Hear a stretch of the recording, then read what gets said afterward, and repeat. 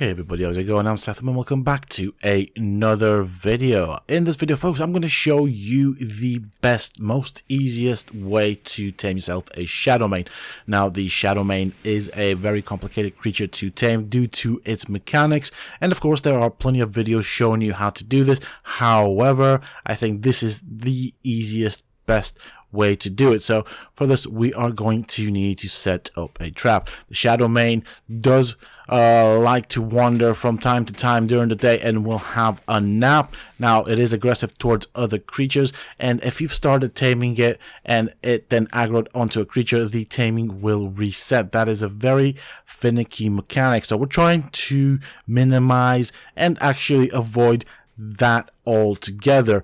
Now, of course, it does also like, in terms of taming food, the baskets of fish, and they have a very short timer. So if you're going to go and tame a high level Shadowmane, you will need loads. Chances are, of course, that the spoil timers on the fish baskets are very short, that you will run out of food, so you'll need to go and make a supply run if you're doing it by yourself, which then of course increases the chance that the Shadowmane will aggro onto a creature, therefore resetting itself, which is basically an endless loop of frustration. So what we're going to do is we're going to start off with the foundation part of the trap, and we want to set up a 4x4 set of foundations. Now, of course, you want to find the closest place to where you know a Shadowmane exists. You want to be hopefully close to a body of water.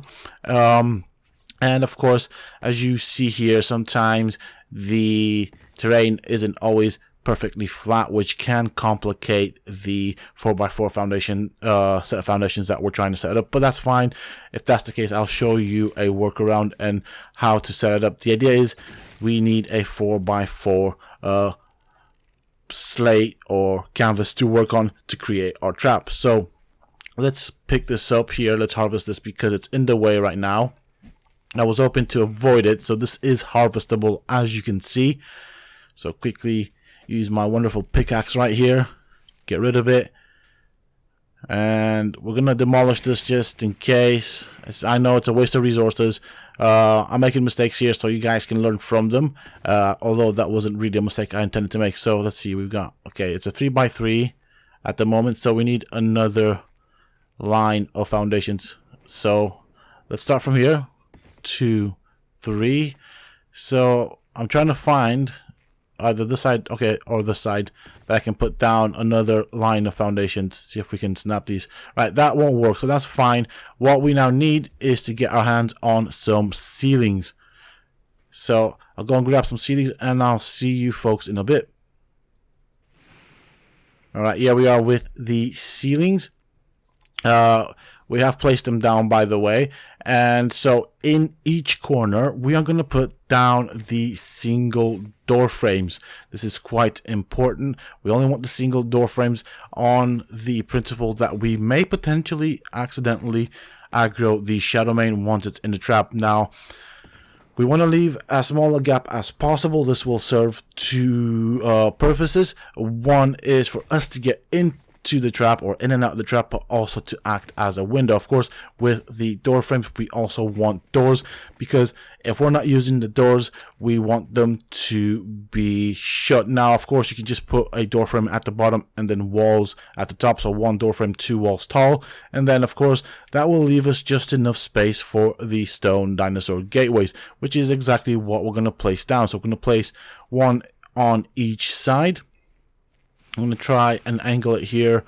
Make sure I don't leave any gaps between the walls and the dinosaur gateway, because we will sometimes use this to break line of sight with the Shadowmane after a feed.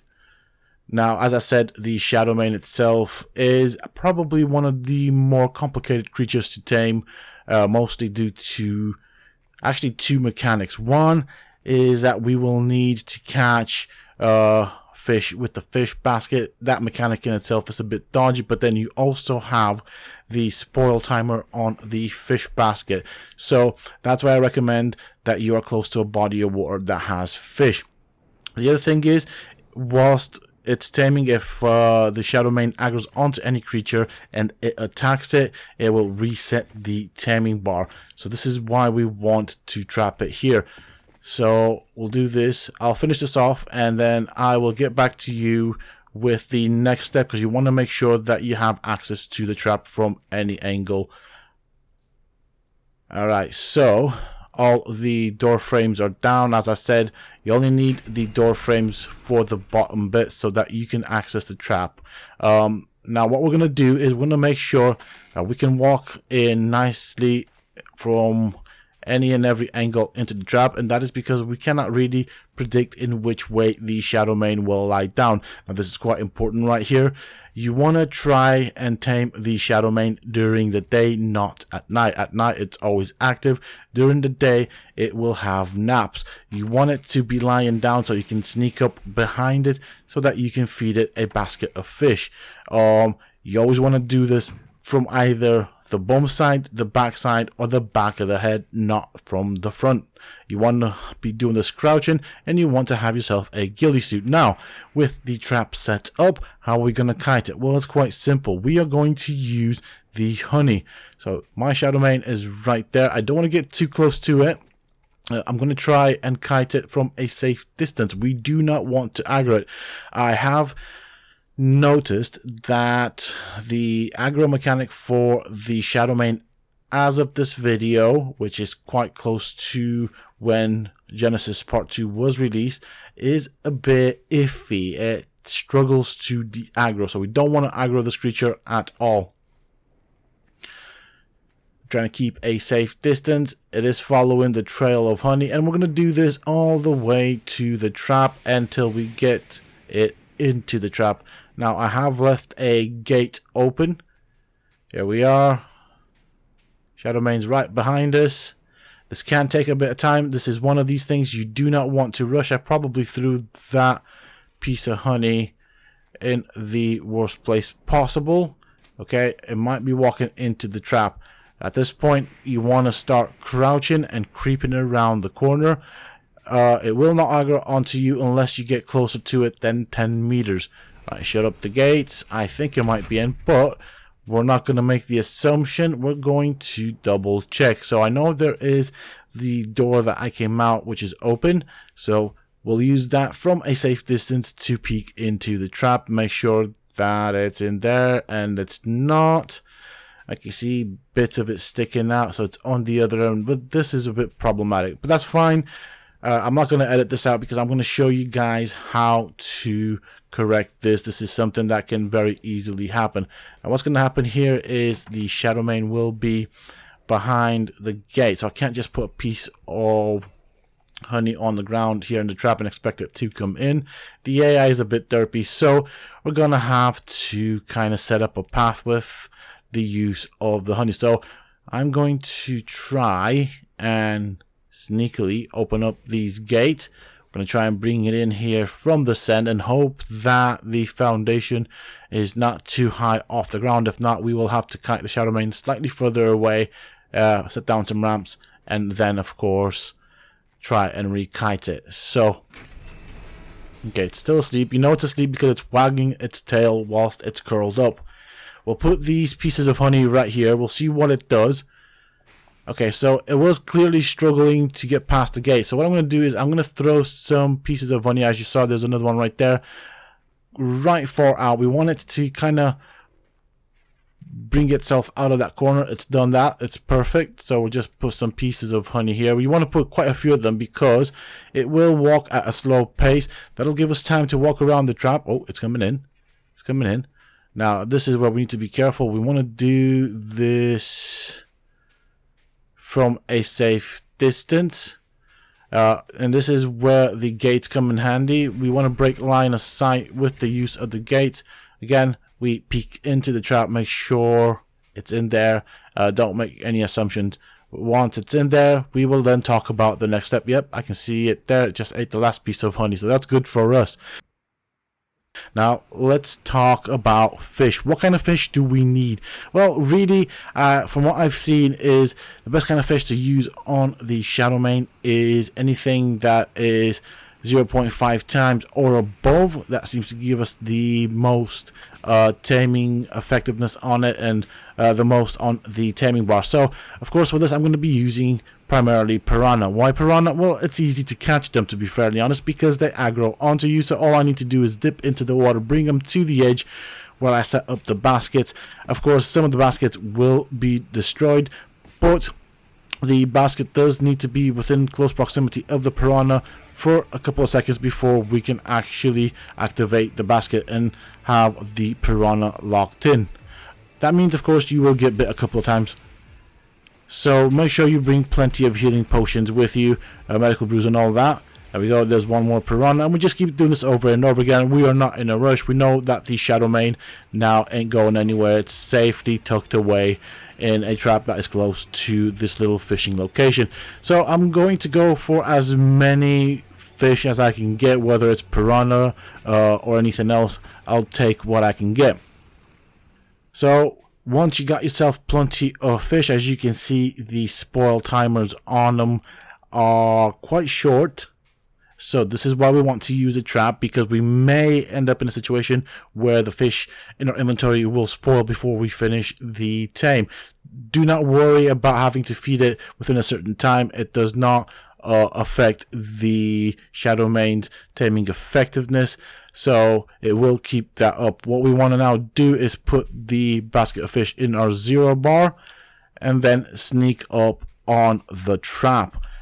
So we know where its bum is because we can see its tail. We're going to sneak up behind it, want to crouch. So always approach it from its bum, its back, or the back of its head. We get the prompt, feed it. Do not get up or run away, because you will aggro the Shadowmane. We want to stay crouched at all times. We want to crouch and sneak away quite at a distance right now, because we don't know where the Shadowmane is. Next up, we open up the inventory. There's a bulb block running away, so that is a bit problematic because I don't know why it's doing that. Anyways, over here we can then select the creature that we are taming. We can now keep track of it. We know exactly where it is, even when it is cloaked. So from this point forward, we will want to wait until it curls up again.